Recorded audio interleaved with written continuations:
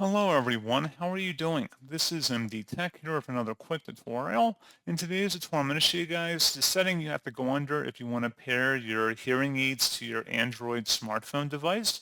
So this should hopefully be a pretty straightforward process here, guys. And without further ado, let's go ahead and jump right into it.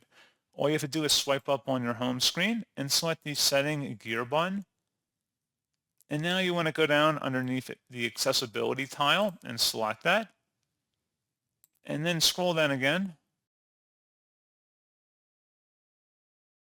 Underneath audio, select hearing devices. You can select the pair new device option here, and then your device will begin searching for that Bluetooth enabled hearing aid. Make sure that hearing aid is powered up. Make sure that it does have batteries in it.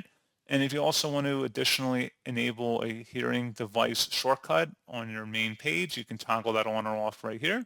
So pretty straightforward process on that, guys. And as always, thank you for watching this brief tutorial. I do hope that I was able to help you out, and I do look forward to catching you all in the next tutorial. Goodbye.